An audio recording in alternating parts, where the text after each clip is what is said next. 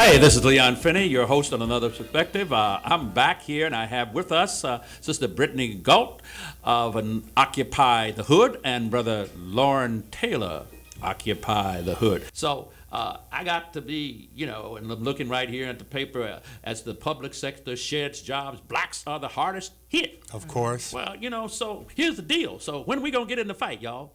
That's a good question. Well, I don't know. We do spend a lot of time discussing this, and of course, I spend a lot of time reflecting on this, speaking to a lot of my peers, even some of the much younger people. I can remember I was really struck, like the first week that I was down at Occupy, was a young brother that was attending the Art Institute, and I just liked the way that he phrased it. He said, "Look, now our problem is America's problem. That's why all these people are out here on the street." Having said that, though, excuse me, I don't know. It's just somehow like the forces that a lot of people have to face and the things that they have to combat has really, in one way, made a lot of us really quite demoralized. And as much as that we like to claim, you could say, a separate identity or a separate history as African Americans, we are just as conditioned by, you could say, the American experience as any group of people who live here. And one of the things that I think, let's call it, if you will, the other side, has been successful at doing, I think, is somehow convincing people is if you have a problem, it's your problem. Mm-hmm. If you lost your job, that's your problem. Your house is being foreclosed on, that's your problem. And it never occurs to people that they can organize, that they can act collectively to solve like common problems, okay? And when a lot of the people that I know saw the Occupy movement, like we have one of our colleagues who said, look, what are we gonna go downtown marching in front of a building for, or standing out in front on a street corner? We're doing that every day. Right. I got it. Why are we going to go downtown and do that? So literally what you could say is that people want, our community, our needs are much more immediate. Got you. Hold on now. Lauren, I want you to hold on to that point. As you can hear, they're kind of telling me I got to go to a break. Oh, that's what the music, okay. Yes, I thought they were just giving us kind of something to move with. No, we ain't trying to get you into we're not trying to get you in no sermon. But here's the deal. We're going to take a short break, and when we come back, we're going to pick it right up with you, Lauren, and then we're going to expand, all right? Hey, this is Leon Finney. We're back on Another Perspective, and we have as our guests two great organizers from the movement or the effort, Occupy the Hood. One, of course, is Brittany Galt, the niece of one of my close friends, Ron Galt, and Charlene Hunt. Just laying that out there, y'all, because I've known this girl before she was even born. And, of course, we have with us Brother Lauren Taylor. And Lauren, you were about to expand just before we got started. You were about to expand on the what's been happening on the movement. Well, I just wanted to finish one point, and then I'm gonna, turn it over to, you could say, Brittany, to talk about, how Occupy the Hood. You could say we were talking before about why African Americans haven't joined the Occupy movement. Okay, I guess one of the other kind of focuses of it, or one of the explanations, let's say, for it. The truth of it is, if you're going to stand around, if you're going to like occupy 24/7 some space like on a street corner in the financial district in Chicago, it's a bit of a luxury, because most of us, got to work. Most of us have to look after, day-to-day responsibilities. So a lot of those people that you saw in the beginning out there occupying these different spaces, quite frankly, they had the luxury to be able to do that, which we didn't do. I do want to turn it over to Brittany to tell about how Occupy the Hood is kind of getting around that and our solution for this this question of how we become involved in the movement. Right, okay. For the most part, when we initially when we initially formed here, we were pretty much the beta chapter, where Occupy the Hood is actually a national organizing coalition. We're in about 22 cities now, from Harlem to San Diego. Mm-hmm. And when we came together, our initial concern was that there aren't people of color present and their agenda is not being pushed to the forefront. Mm-hmm. And it kind of brought me a pause, because I'm like, well, do we really push our agenda in such a multicultural systemic change, or do we come together and connect as a unit? And in Chicago, it's different. You know, in New York, Wall Street is their center. New York people come from their boroughs to the city to congregate, and that's where they have their fun, and that's their culture. Whereas here in Chicago, our cultures are in our neighborhoods. And so here in the city of neighborhoods, where historically we have been segregated based on race, and the second largest racially segregated city, we wanted to focus on bringing the attention less from downtown, but neighborhood by neighborhood, block by block, and helping people understand how this movement affects them. And a key part to organizing is this education factor. True, you can go into more affluent neighborhoods and explain sustainability and say we are trying to reverse this system that is handicapping not only the bottom of the barrel, but it's wiping out the middle class. However, when you come to the working class and to the underclass and you try to explain, and I hate to use underclass, but this is how... Just say poor people. Poor people, right. When you come and you speak to them, they cannot look at how a system is affecting their day-to-day life because they are relying on the system. And so to say you were coming to a system to cut out corporate personhood or to cut out money in politics, right, or even the influence of, or how in a democratic society, how influential social service programs are to progress and how they kind of can stop progress when it comes to the poor communities. Trying to explain that to a poor person, saying that these social service programs are not maybe helping you or giving you the best resource or making you a sustainable generation. Yeah, I think that, Lauren, I think that what you're really saying is, and let's just cut it right to the chase, if you're going to build a strong Bible organization that's going to be successful, you got to be able to deal with the bread and butter issues. Exactly. And they're not philosophical. Exactly. They are very, very, hey, this is where I'm hurting here. Right. You follow me? And I have no job.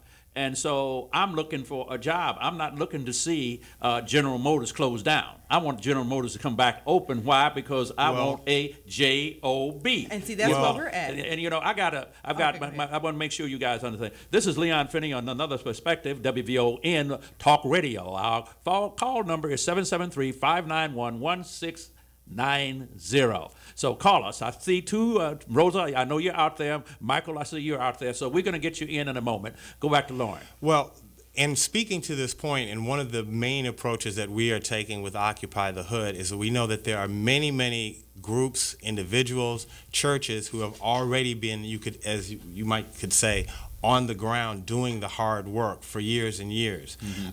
You know, while we are interested in building a strong organization, we're not trying to reinvent the wheel. At all. Not at all. So one of the main focuses that we have with Occupy the Hood is to try to connect with some of the already existing groups, some of the organizers. We're very pleased to get a chance to tap into your knowledge, for example, and to try to more or less strengthen what's already there, because the people actually know what's wrong. You know, even if they're not able to verbalize it in this kind of intellectual type of format, they know what the problem is, and they know the causes. They know that their home has been foreclosed on, and they're getting ready to be put out, right? And they know that they can't pay their rent, right? And they can see on the foreclosure notice who's the person that's foreclosing. There you go. All right, hold on for a second. I'm going to have to take one call here. Rosa, are you there? Yes. Leon Finney. Yes. That property you own over there on 64-1. Michael, are you there? Hi. Hi, good evening. Far as Reverend Dr. Leon Finney, this is Michael O'Connor from downtown. Yes, I know you, Michael O'Connor. How you doing? Okay. You know, I want to congratulate you for having these young people on your show. I happened to be at a meeting at Inner City Studies about 3 weeks ago when Brittany made her presentation to Dr. Starks and those persons, the organizers that go there. Yes. And, you know, the Black Empowerment Task Force. Yes, exactly. I am a member of Occupy Chicago.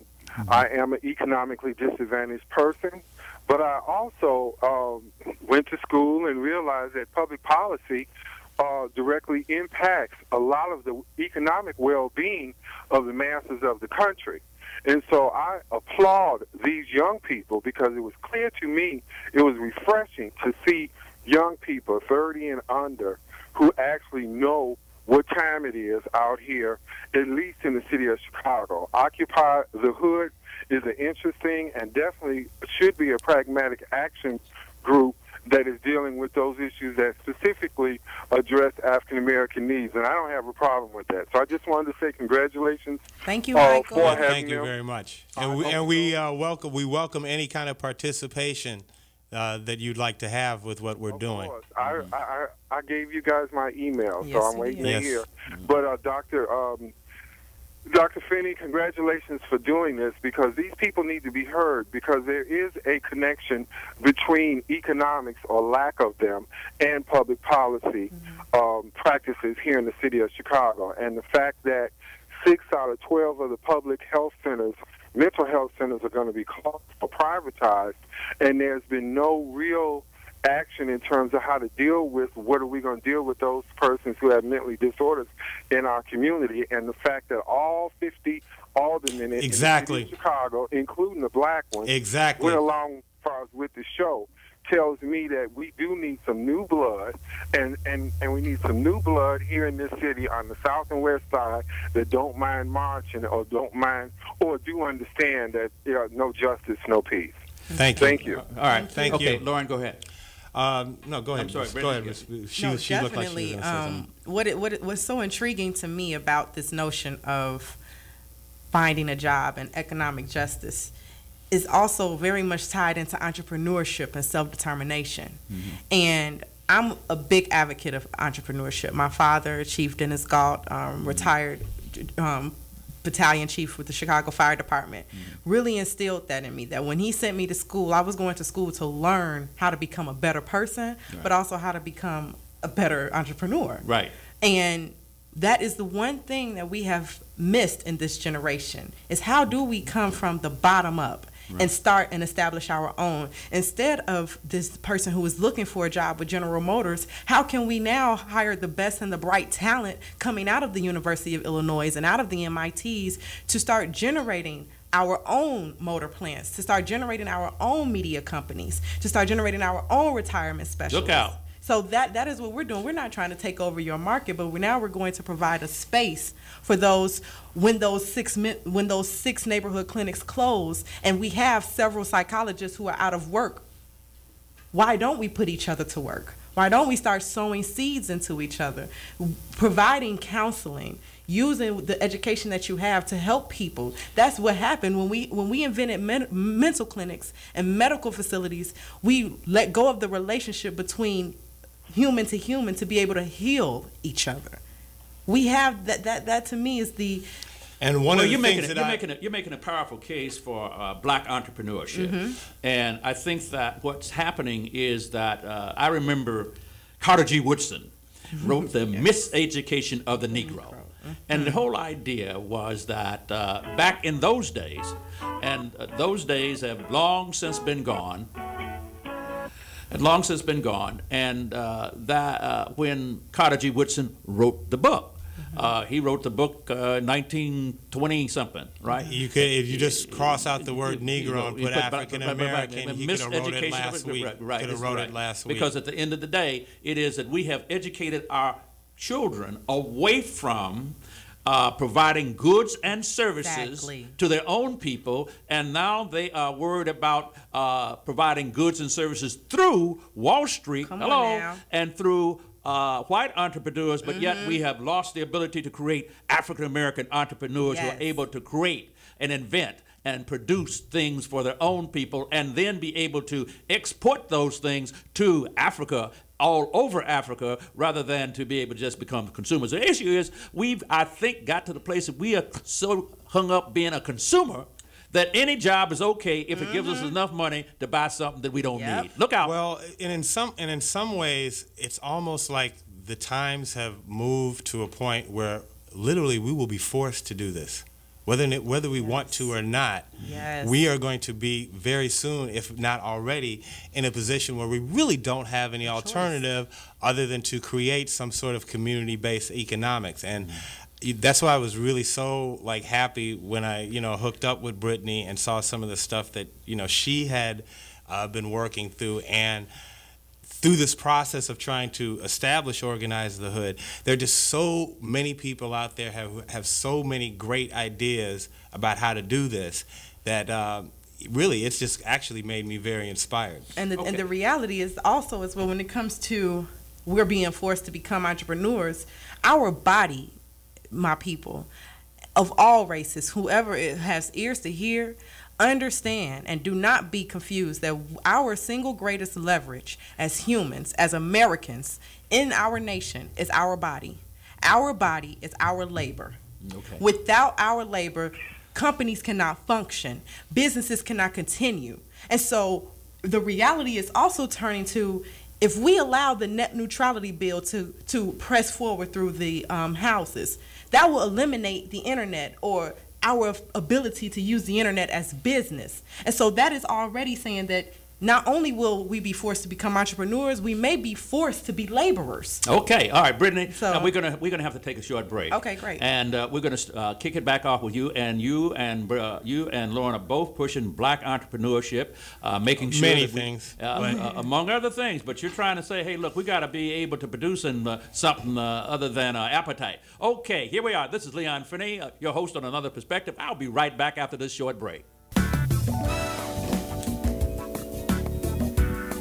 Hey, this is Leon Finney, your host on Another Perspective. I'm back here, and I have with us Sister Brittany Galt of Occupy the Hood and Brother Lauren Taylor, Occupy the Hood. And they are challenging those of us in the Negro race, the Negro and the African American and the blacks, to get involved and think about getting actively engaged in helping to rebuild our neighborhoods. Yes. Occupy the neighborhood. Okay, go ahead, Brittany. Definitely. We are definitely about rebuilding, remaking, recreating the world as we know it, that will not force us to have to become slaves to a system any longer. We are looking to create a sustainable system of resources, and through this sustainable system, sustainability meaning something we have to realize as humans, we are borrowing this earth from our children. We have no rights to this earth. Our children have rights to this earth. Our grandchildren and great-grandchildren have rights to this earth. And so we have to be very cognizant that sometimes we all suffer from adultism. And the way to kind of conquer this adultism is to educate yourself. And so here with Occupy the Hood, our goal is to attack 4 pillars or 4 areas of impact, and that's being education, helping people understand what it is, their role in this society, what they want, what their happiness is, and how to reach that happiness, and then how to further create from that point. We're also looking at financial stewardship. How can you be a better neighbor? How can you sow seeds into those around you and thus see your economy, your community's economy stimulate just from you staying within your neighborhood or buying local? Then there's also this component of food, making sure that we have sustainable food. We're not supporting our black organic farmers and our black farmers who just recently won a case that allowed them to receive reparations from most of their farms closing in southern Illinois. And so really creating sustainable food cooperatives that are not urban farms. Taking some of these vacant lots that we see in our neighborhoods and turning them into food sources that, as she says, are sustainable, that are not dependent upon some multinational corporate. Let me give you another one. You can also take a vacant and vandalized building and turn it into hydroponic farming. Exactly. You can farm all year long and right there in your own neighborhood. So these are some ideas, I think, that are beginning to come and coming out of our community. And my sense, though, I want to make sure that we don't leave this new effort that you guys are pressing on. And that new effort is on home foreclosure. Yes. So we want to make sure that we get it. And I understand on WGN News there was a film clip about your work there out on 116th and something. Yes. So tell us about the effort of Occupy the Hood as it relates to mortgage foreclosure. Well, we are very fortunate that you could say when we talk about connecting with people that and groups that have like already been on the ground doing the hard work, we're very, very fortunate that we have been included, and we're honored to be included in this coalition, this community of people who have been fighting for housing rights, fighting for the idea of housing as a human right. Most principally, you have the Chicago Anti-Eviction Campaign, who is part of the network of the Take Back the Land movement nationally. There are also a number of other groups in different parts of the city.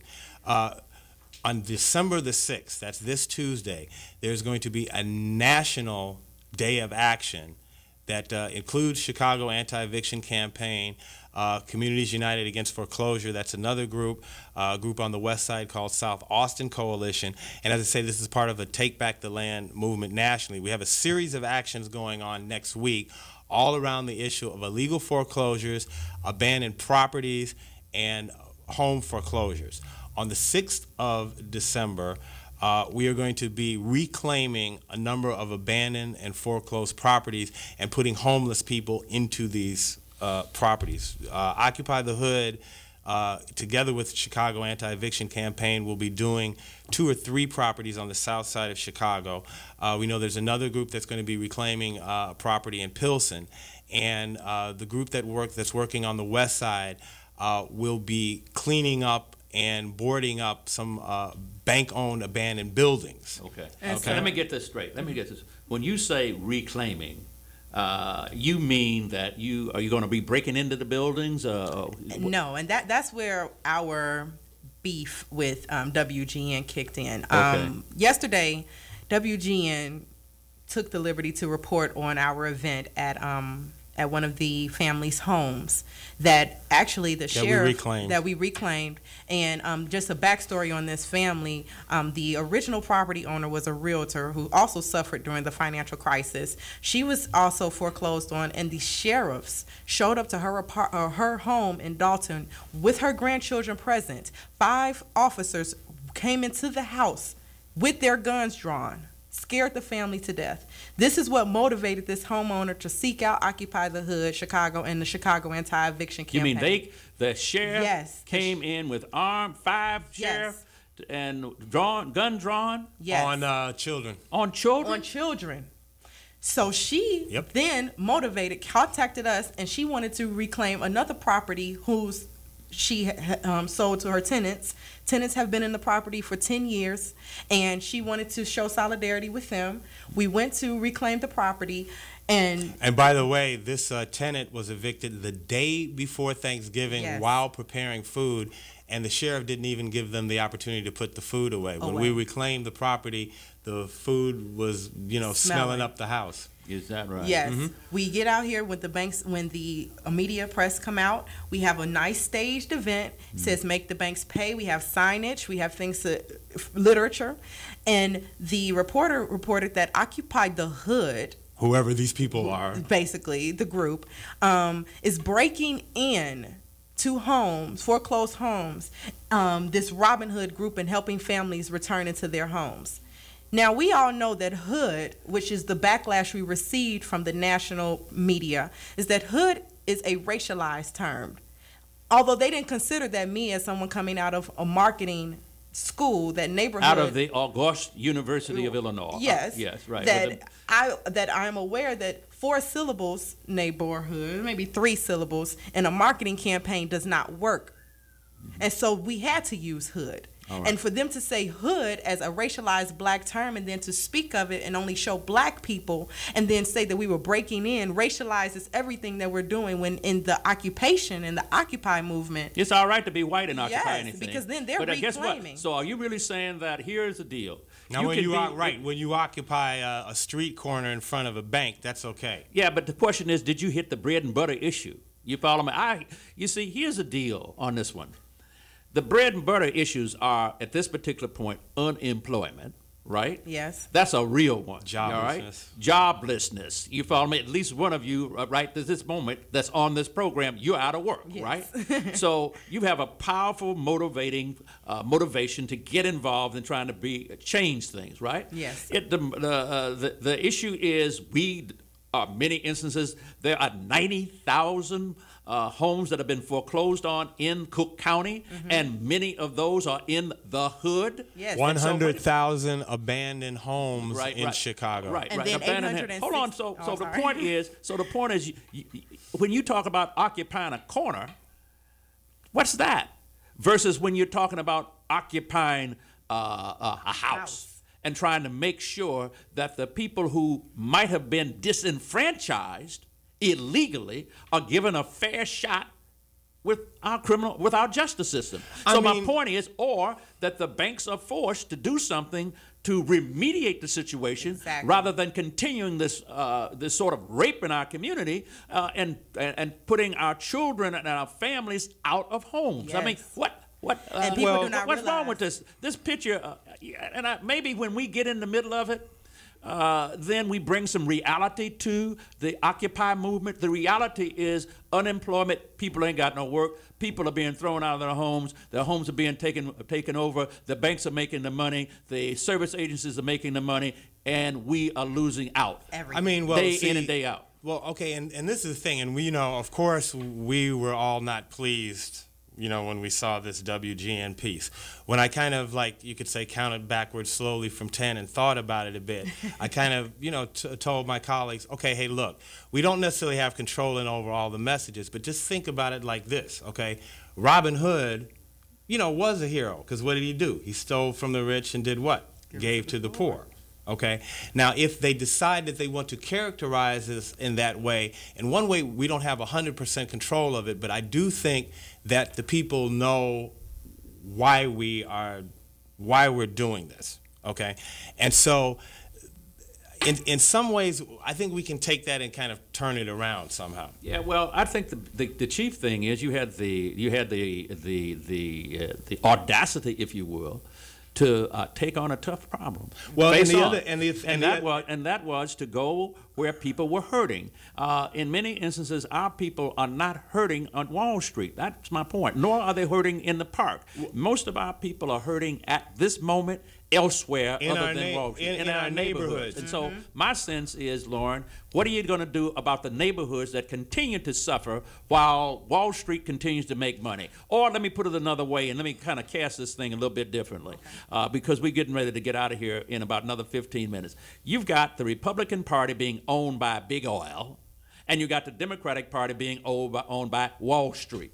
And what do we own as the little people? And for sure, what do we own as African Americans and blacks? The point is, we've got to push the envelope and get to the reality. Let's fight for something that makes some sense. And if it means stopping the banks from foreclosing on homes, that's what we ought to do. If it means getting those homes and getting those homes out of the hands of the courts and out of the hands of the banks and getting them back to people and getting them refinanced and getting them fixed up, that's what we need to do, because that, in my judgment, gets to the place where people are hurting.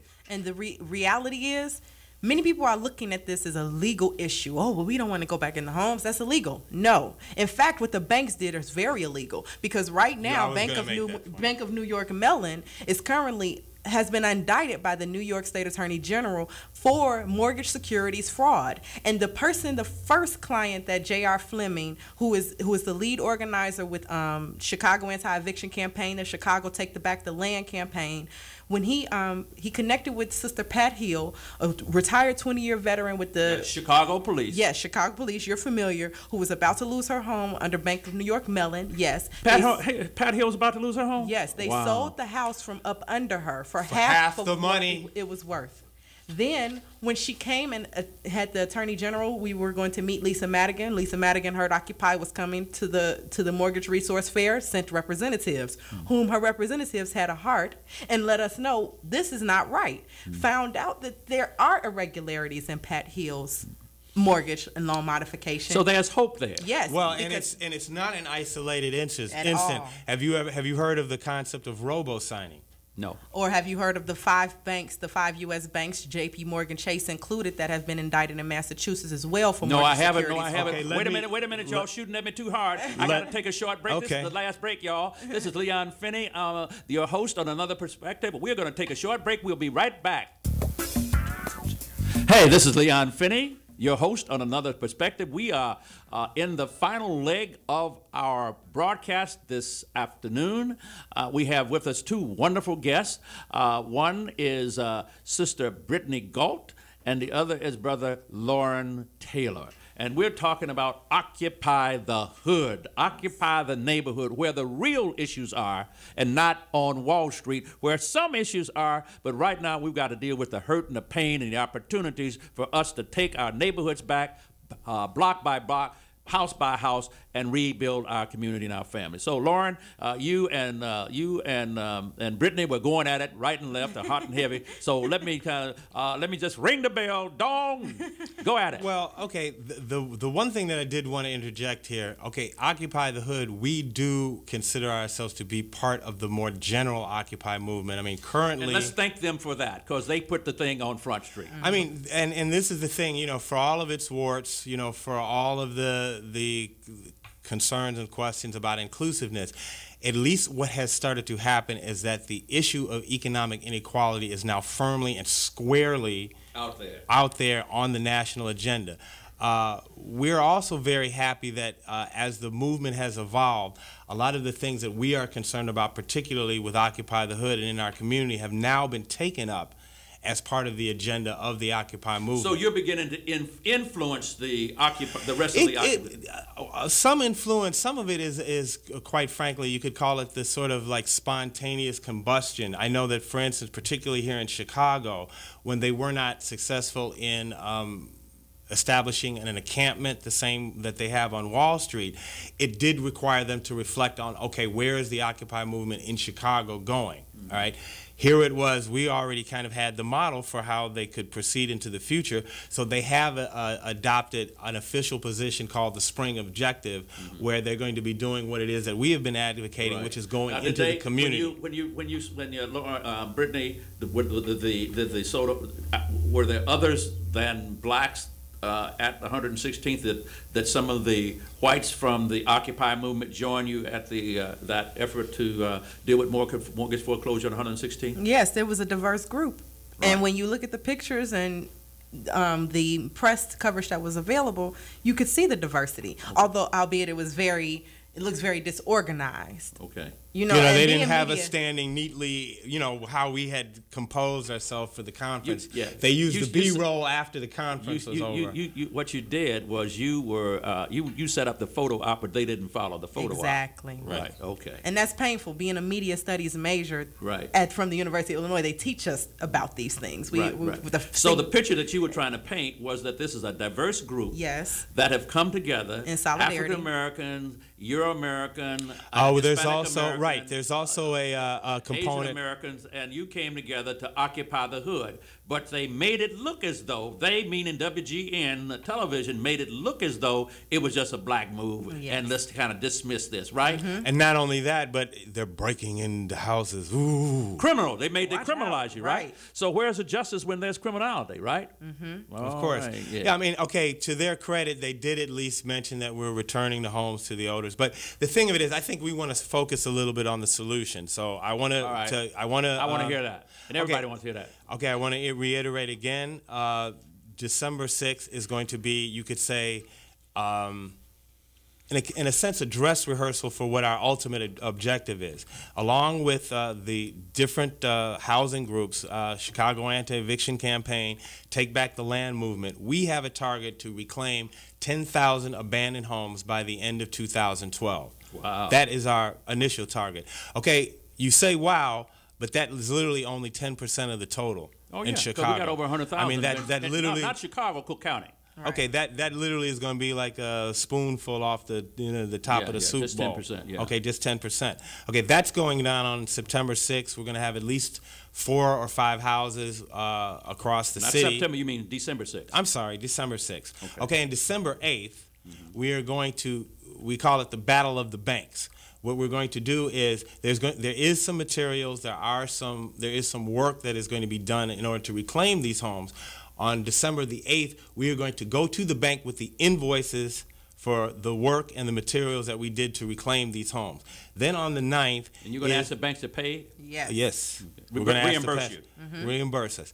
Then on the 9th, Fannie Mae and Freddie Mac will be at the Chicago Fed for, what is the event that is The going Home Preservation's Resource Conference. Okay, so we want to go and talk to them and let them know that they've got to step up, because there are a lot of properties, I think, that are directly controlled by these two institutions that are also languishing abandoned in our neighborhoods. So we got a big week planned next week that is going to, you could say, the opening salvo of what we are talking about in terms of having concrete issues that we're addressing that affect our communities on a day-to-day basis, and concrete solutions for them. Yeah. And next week is also... Hold on a second. Go ahead. And, you know, I know that some of our listeners are trying to get through the switchboard and through the board. We just can't make it.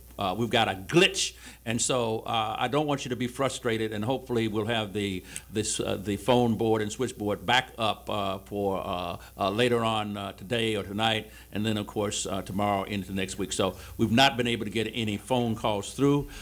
We got a glitch in the system, and so please don't give up on us. Now, I've got 5 more minutes, and I'm gonna close my mouth, and I'm gonna let Brittany and Lauren handle the last 5 minutes before we go off to here. So, Brittany, go right at it. This is basically, again, thank you, Brother Finney, for having us. Thank you, WVOM. We really appreciate it. You all have been supportive beyond belief, and we greatly appreciate you covering us accurately. But as for, this is really my call to action for the young adult population, those of us who listen to talk radio, who are eager to be involved, or who at least have friends who are like-minded and want to be involved. This is our call to action to you. Beginning next year, we are going to start hosting trainings and development seminars that can put you in position where you can actually take back this system that we are in. It is time for us as young adults to become more involved in the political landscape that is out here in order for us to truly see change happen. And so I encourage you to educate yourself, learn the game, know the players, learn the rules really quickly, and pull your team together. This is going to be a word of mouth movement. How do they, can they contact you through the social media? You have some kind of Facebook or something that people can log on to and let you know that they're a friend and you can communicate with them? The email address, grab your pencils. It's actually quite simple. occupythehoodchicago@gmail.com. That's the main thing. We also have a Facebook page, Occupy the Hood Chicago, and you have to put all of that in because she said there's like 22 Occupy the Hoods across the country, and so to get to us, you've got to go to that put one. Chicago in the name. Yes, right. definitely. What's the Twitter? The Twitter is @OTH_Chicago. And again, when Occupy the Hood at Gmail, or Occupy the Hood Chicago at gmail.com, and it's not DA, it's THE, Occupy the Hood Chicago at gmail.com. Okay. All right. Now just go on. You got about another 3 minutes to. In addition to the training seminars, we do want to build you could say a small organization around Occupy the Hood. Our focus, as we say, is going to be connecting with already existing community groups. So we're not looking for thousands. Basically, our target is by February 1st, we want to have around 50 organizers, half of them involved with media and press, the other that are going to be working directly with community groups. Our intention would be by the spring of 2012 to grow that to maybe like 150 or so. We're not trying to, once, as we say, reinvent the wheel, but people who want to plug into what we're doing. I mean, literally, if you only have like 1 or 2 hours a month, we have a very specific agenda. We have a very specific plan. That is, you could say, divided in terms of the task involved. So it's not like that you have to kind of like volunteer and give over your whole life to it. If you literally only have like 1 or 2 hours a month, we got a way to use you. And please stay tuned because we will be hosting town halls, forums, debate panels where you can get involved. Your voice can be heard. This is not a dictatorship. This is a very open, consensus-based decision-making. But it is disciplined. It is disciplined. It is structured. And we as a people will learn how to be followers and become better leaders in being followers. Well, okay, here's the deal. And we're going to help. All right. Thank you. I can promise that the Woodlawn Community Development Corporation will help. I can promise that another perspective will help. I can promise that the Metropolitan Apostolic Community Church, which is where I pastor, we will help. And we will share our resources. Our media team will be with you. We have, at this particular moment, over 10,000 friends in our social media. And so we'll rev up the engine. We have tenants that live in the buildings that we manage, and that's over 7,000. So we're going to put our shoulder to the wheel. We're not going to try to overtake you. We're not going to try to run this organization, but we got your back. Thank you so much. I really, you don't know how we good got that your back. makes me Hey, feel. this is Leon Finney, and we've had a good time on Another Perspective. We've had two wonderful community organizers calling themselves Occupy the Hood, and they are powerful, and they are going to bring about a change in the city of Chicago, the state of Illinois, and the United States of America. And guess what? You can go run and tell that. Great job. Oh, thank you. That was great. That was great. That was really fun. That was really fun.